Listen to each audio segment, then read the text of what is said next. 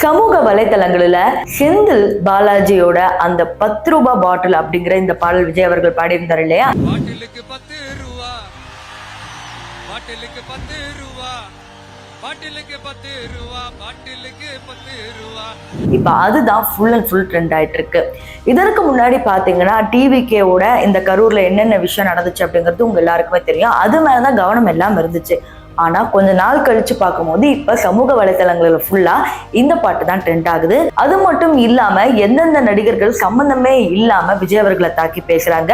So இதுல என்னென்ன நடந்திருக்கு அப்படி தெரிஞ்சுக்கணும்னா இந்த வீடியோ ஃபுல்லா பார்க்கணும். ஸோ வாங்க வீடியோக்குள்ள போகலாம். விஜய் அவர்கள் கரூருக்கு போகும்போது பாத்தீங்கன்னா கண்டிப்பா செந்தில் பாலாஜியை பேசாம இருக்க முடியவே முடியாது.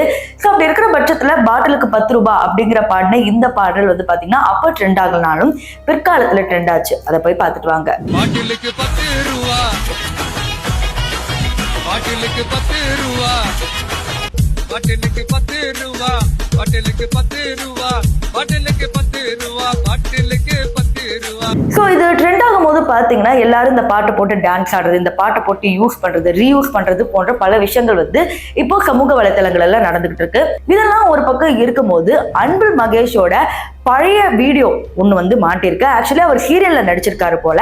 அந்த வீடியோ போய் பார்த்துட்டு வாங்க. ஹாய் கதிர், குட் மார்னிங். இன்டர்வியூ ஸ்டார்ட் ஆயிடுச்சா? இன்னும் 10 நிமிஷம் இருக்கு. ஏதாவது பேசணுமா? ஒன்றும் இல்லை, ஒரு சின்ன அப்ளிகேஷன். சொல்லு கதிர், உனக்கு இல்லாததா? கொஞ்சம் பார்த்துக்கேன். இதுக்கு ஏன் தயங்குற? உனக்கு இல்லாததா? கேண்டிடேட் பேர் சொல்லு. பேரு அகல்யா. அகல்யாவா?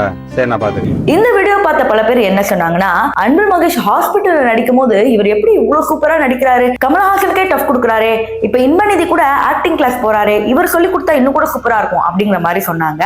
பட் அதுக்கு அச்சாரமா இதுதான் ஃபர்ஸ்ட் வந்திருக்கு போல. இப்ப அதுதான் சமூக வலைத்தளங்கள்ல ட்ரெண்ட் பண்ணிட்டு இருக்காங்க. சோ இதோட முடியல. பிக் பாஸ் அசீம் பத்தி உங்க எல்லாருக்குமே தெரியும்.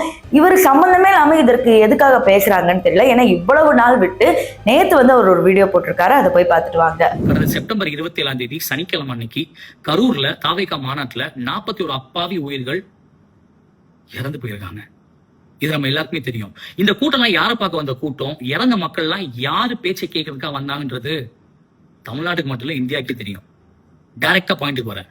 திரு விஜய் அவர்கள், உங்களை பார்க்க வந்த கூட்டம், அந்த கூட்டத்துல அத்தனை பேர் நெரிசல்ல மூச்சு முட்டி இருந்ததை நீங்களே அன்னைக்கு பேசும்போது, அந்த வாகனத்துல நீங்க பேசணும், நீங்களே எல்லாத்தையும் பாத்தீங்க.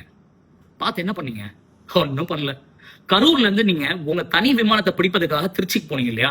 போற வழியில உங்களுக்கு போன் கால் வராம இருந்துச்சு. கண்டிப்பா அப்டேட் பண்ணிருப்பாங்களே. அப்ப நின்னீங்களா? ஒன்னும் நிக்கல. அது மட்டும் இல்லாம திருச்சியில நீங்க இறங்கி உங்க விமானத்தை பிடிக்கிறதுக்காக போயிட்டு இருக்கும் ஒரு நிருபர்கள் கேக்குறாங்க, சார் 31 உயிர்கள் போயிருக்கே சார், நீங்க என்ன சார் பார்க்காம போறீங்கன்னு. உங்க காதுல வாங்கியும் வாங்காத மாதிரி புறமுதுகு காட்டி ஓடுனீங்க. நீங்களாம் என்ன சார் தலைவர்? ஆனா தலைவரை விடுங்க, நீங்களா என்னங்க மனுஷன்? மேடைக்கு மேல திமுக அது பண்ணுச்சு இது பண்ணுச்சு என்னென்னமோ சொல்றீங்களா இந்த ஆட்சி பத்தி குறையா?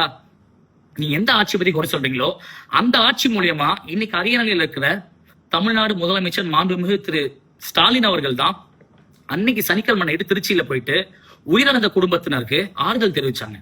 அப்ப கூட அங்க நிருபர்கள் கேட்கிறாங்க, சார் இது விஜயால தான் நினைச்சு நீங்க விஜய் அரெஸ்ட் பண்ணுவீங்களான்னு. அப்ப கூட சிஎம் என்னதுமா சொன்னாரு, இதை நான் அரசியலா பார்க்கல, என்னுடைய தமிழ் மக்கள் இறந்திருக்காங்க, அதை பார்க்க தான் நான் வந்திருக்கேன், எனக்கு அவங்க உயிர் தான் முக்கியம்னு. அதேதான் துணை முதலமைச்சர் திரு உதயநிதி ஸ்டாலின் சொன்னாங்க. இது பிக் பாஸ் அசீமோட முடிய போறது இல்ல. பிக் பாஸ் ஓவியாவும் சரி, பல பிக் பாஸ் பிரபலங்களும், அது மட்டும் இல்லாம திரைத்துறையில நிறைய பேர் இதே மாதிரி நிறைய விஷயங்கள் விஜய்க்கு எதிராகவே பேசுறாங்க. அதாவது ஓவியா விஷயத்துல பாத்தீங்கன்னா விர்ச்சுவல் வாரியர்ஸ் அப்படின்னு சொல்ற தாவேகா தொண்டர்கள் கொஞ்சம் அசிங்கமாவே பேசுறாங்க. ஏன்னா திருப்பி அதை பேசுறது என்ன பண்றாங்கன்னா, நிறைய பேர் ஸ்டோரி போட்டு டிவிகேவோட தொண்டர்கள்னாவே இப்படிதான் அப்படிங்கிற மாதிரி ஒரு நேமையும் கொடுக்குறாங்க. சோ இதை பத்தி நீங்க என்ன நினைக்கிறீங்க? சமூக வலைத்தளங்கள்ல இப்ப இதுதான் ட்ரெண்டிங் ஆயிட்டு இருக்கு. இந்த ட்ரெண்டிங் ஆகுறத நீங்களும் புடிச்சுதான் பாத்துட்டு இருக்கீங்களா அப்படிங்கறத மறக்காம கமெண்ட் செக்ஷன்ல சொல்லுங்க.